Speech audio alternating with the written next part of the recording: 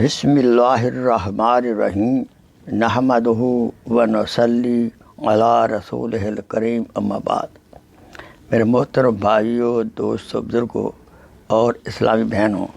السلام علیکم رحمۃ اللہ وبرکاتہ۔ آئیے حدیث نبوی علیہ الصلوۃ والسلام کی روشنی میں آقا سرور عالم صلی اللہ علیہ وسلم کا ادب سنیے۔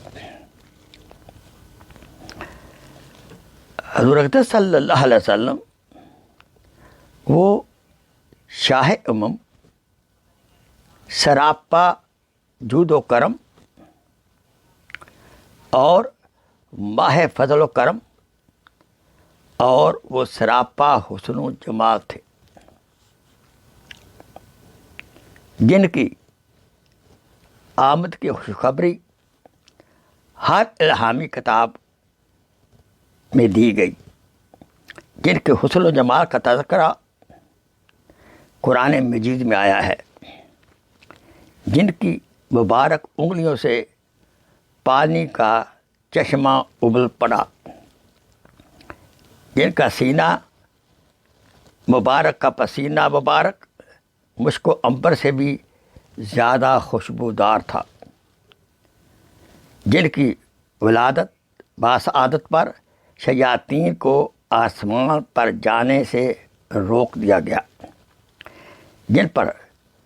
درود و سلام بھیجنا امت کے لیے واجب کر دیا گیا، جن کے نور ولادت سے دنیا چمک اٹھی، جن کے لعاب دہن نے کڑوے پانی کو میٹھا بنا دیا، جن کے جسم اثر پر مکھی بھی نہ بیٹھتی تھی، جن کو رحمت للعالمین بنا کر بھیجا گیا، جن کے حجرہ اور ممبر کا درمیانی حصہ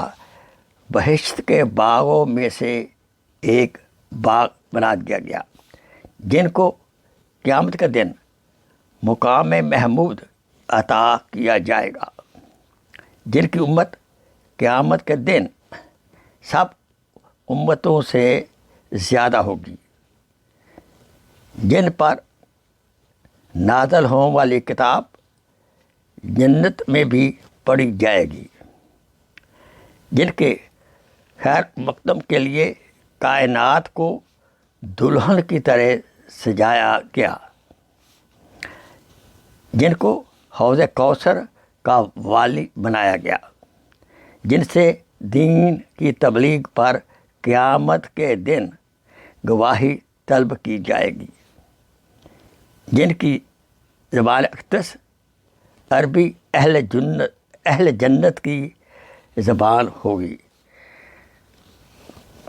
قاضی عیاض رحمۃ اللہ علیہ فرماتے ہیں کہ تمام چیزیں جن کو رسول اکرم صلی اللہ علیہ وسلم سے نسبت ہے، ان کی تعظیم و تکریم کرنا ہمارے اوپر لازم ہے، فرض ہے۔ مثلاً حرمین شریف کی، قرآن مجید کی اور اپنے آپ کے صحابہ کرام، ان کی عزت و تکریم کرنا ہمارے لیے باعث برکت ہے اور فرض ہے۔ وہ آخر دعوانا ان الحمد للہ رب العالمین۔ Please share this video as a صدقہ جاریہ۔ جزاک اللہ خیر۔